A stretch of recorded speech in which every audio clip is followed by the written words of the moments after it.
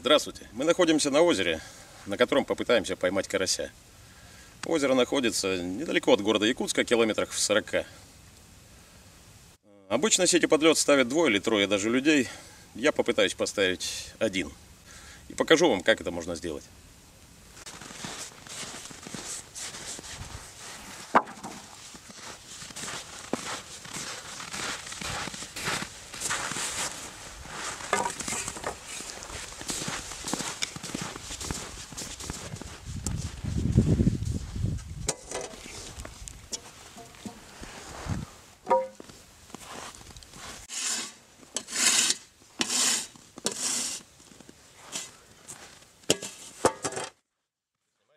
Итак, как нам поставить сеть подо льдом? Как запустить сеть под лед?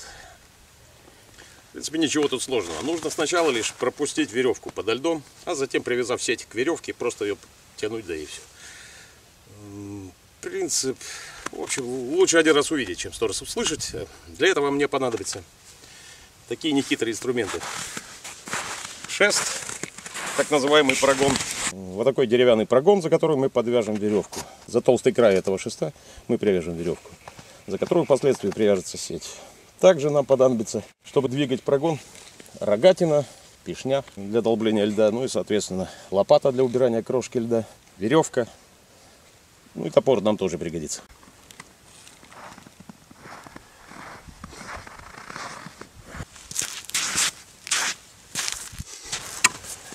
Начнем с того, что делаем первую лунку, так называемую майну, в которую будем запускать сеть. Она не должна быть очень маленькой, поэтому придется поработать пишней.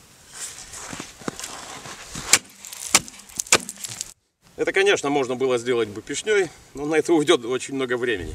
И так как я один, я использую один нехитрый инструмент, который мне очень поможет. Сейчас, секунду. Вот такой инструмент.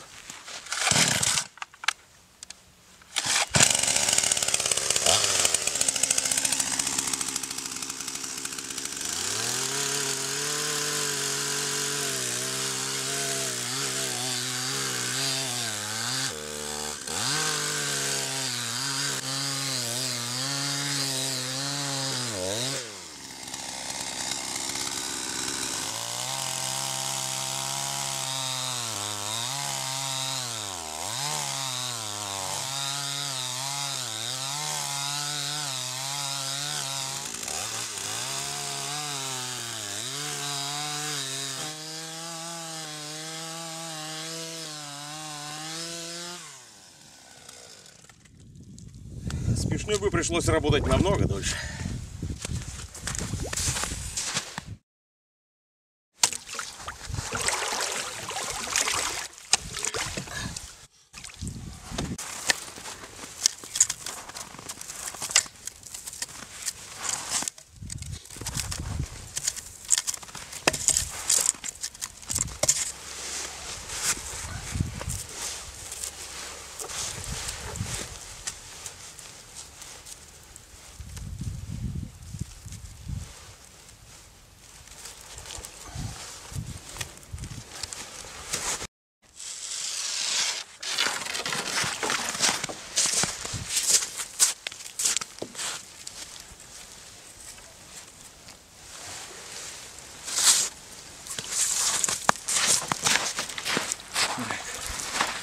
Отлично, около 5, нет, обманываю, где-то 4,5 метра.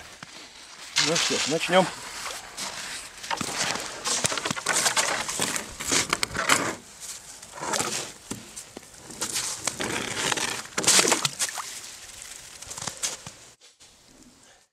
Теперь наша задача протолкнуть дальше по направлению, в котором мы выбрали, дальше шест. Для этого понадобится сделать еще промежуточные лунки, конечно, не такого размера, а намного меньшего, чтобы вот этой рогатиной протолкнуть шест. Нам очень повезло, кстати, что лед очень прозрачный, и шест будет видно. Это нам очень поможет.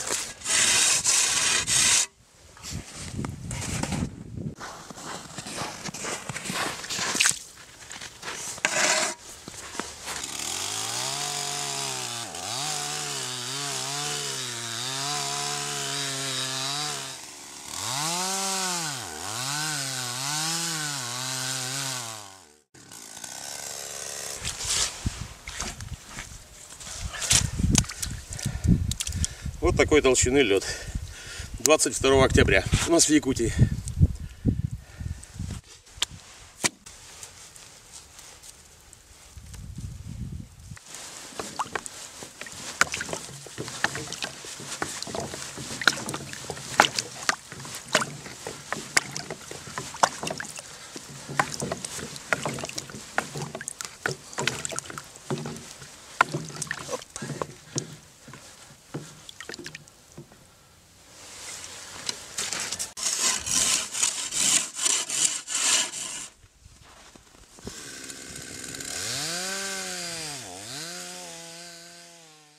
Рыбалка в Якутии на сети приравнивается к любительскому лову.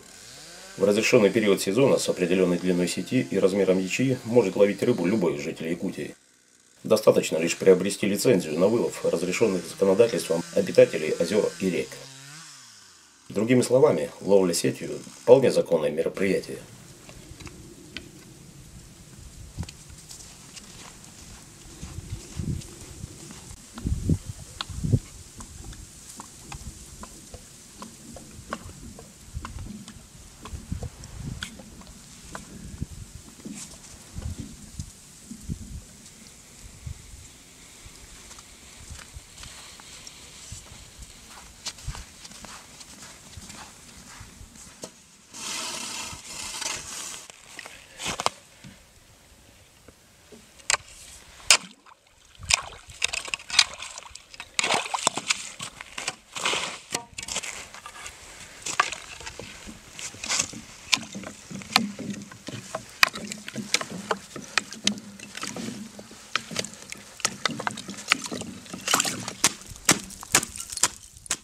Хоть морозец не крепкий, всего минус 10, но с ветерком рано или поздно продрогнешь.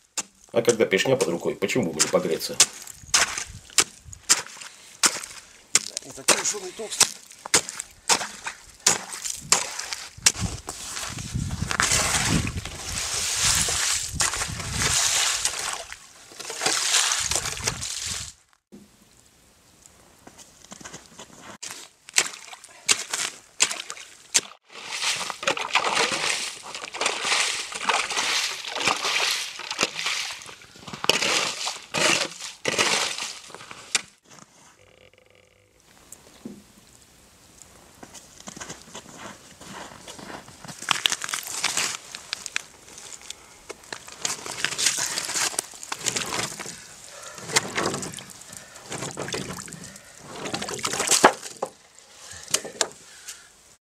Почти все.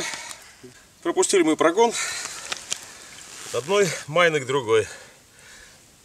По сути, вся работа выполнена. Ну, почти. Остается только сеть привязать да вытянуть.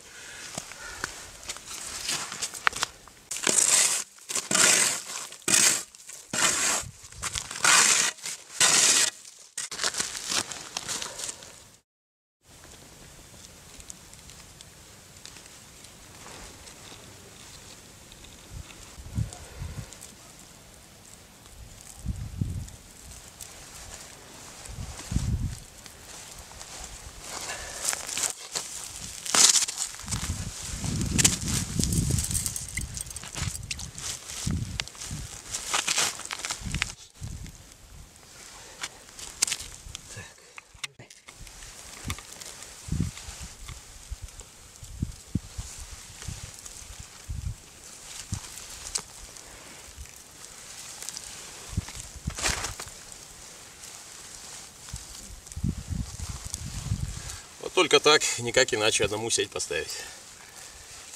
Прогнать под льдом веревку можно несколькими способами. Есть определенные даже для этого приспособления, так называемые крабы или торпеды. Ну а поставить сеть только тянув одной рукой за веревку, другой распуская сеть.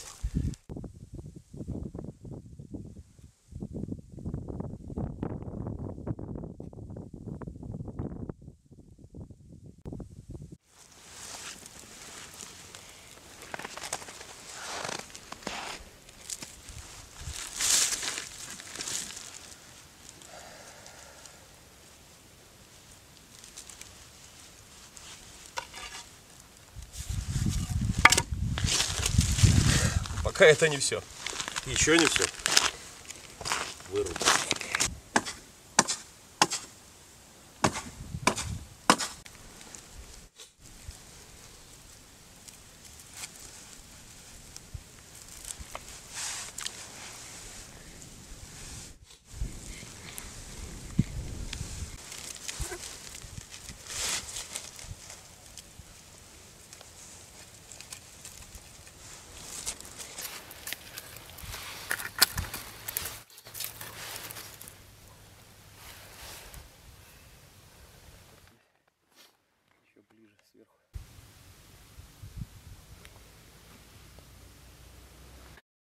Есть у меня еще две.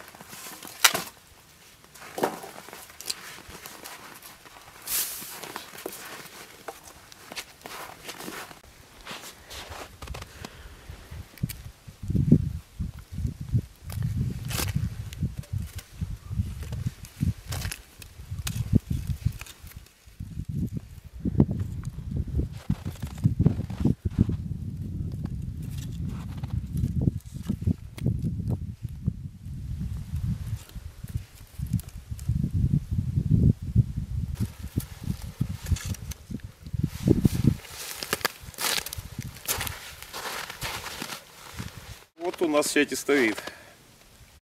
На все про все ушло минут 40, не больше. В принципе, и все. Ну что ж, осталось нам подождать несколько часов, и мы попробуем сегодня эту сеть и проверить. А вдруг что-нибудь поймаем. Не рассчитываем мы на большой улов и не рассчитываем на крупных карасей, поэтому и сеть у нас не крупная, ячея у нее 45 миллиметров. Ну что ж, будем надеяться, хоть что-нибудь поймаем. Пока ждем. Вот и прошло 2 часа. Мы попробуем проверить сеть. Пожелайте мне удачи.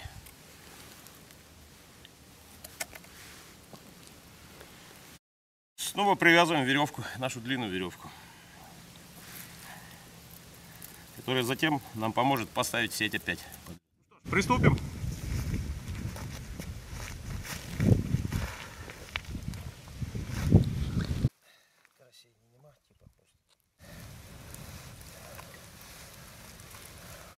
С почином нас. Первый есть карасик. Как я и говорил, небольшой. Ну, по ячее и рыба. С ладонь. Вот он, настоящий якутский карасик, правда, небольшого размера. Но независимо от размера он очень вкусен.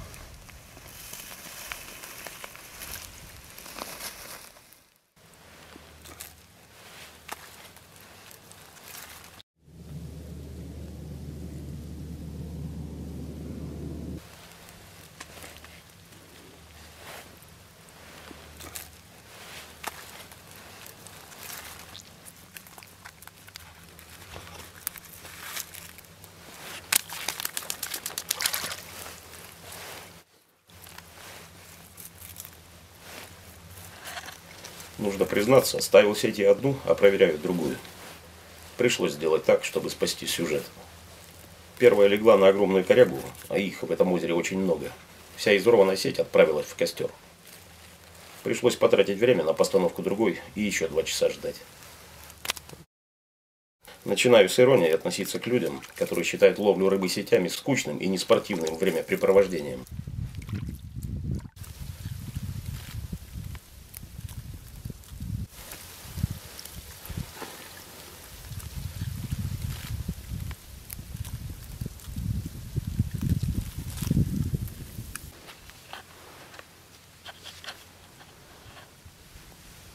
Ух ты, хороший.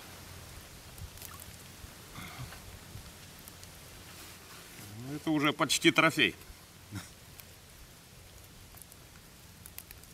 Да.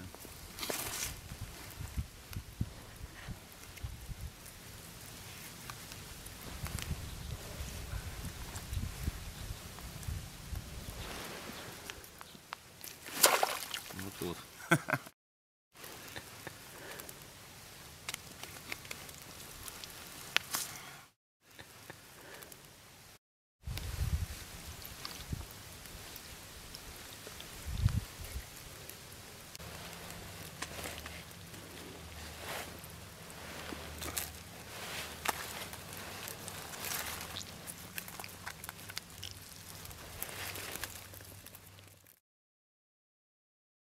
Проверили мы сеть и снова ставим. Мы оставим ее на ночь. Завтра, вероятно, проверим с ними. А пока пускай стоит. Возможно, еще поймаем.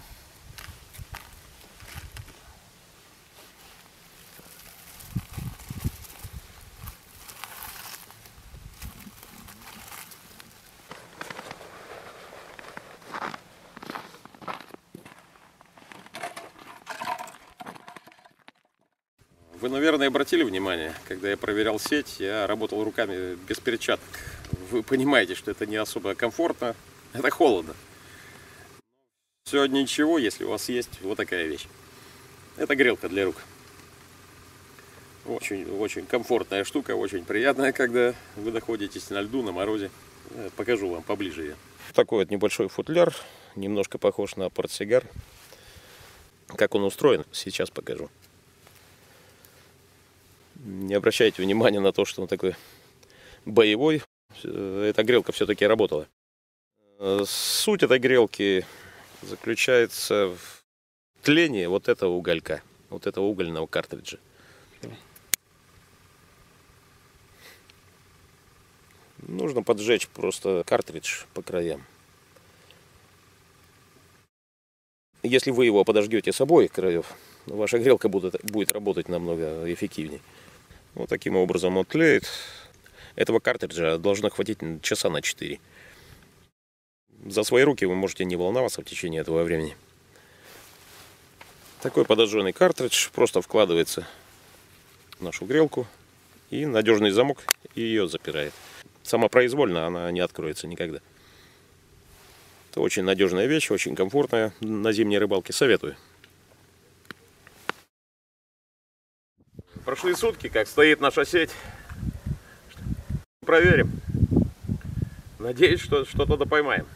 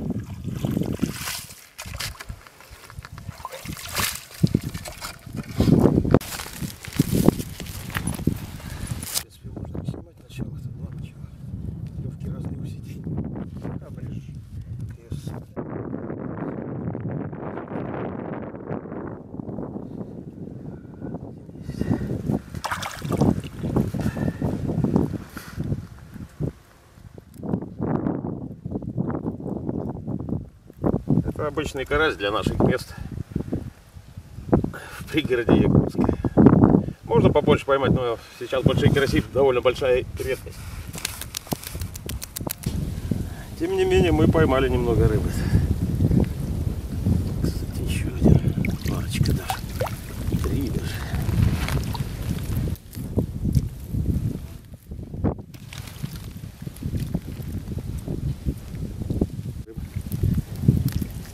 А полсети при этом было пустой.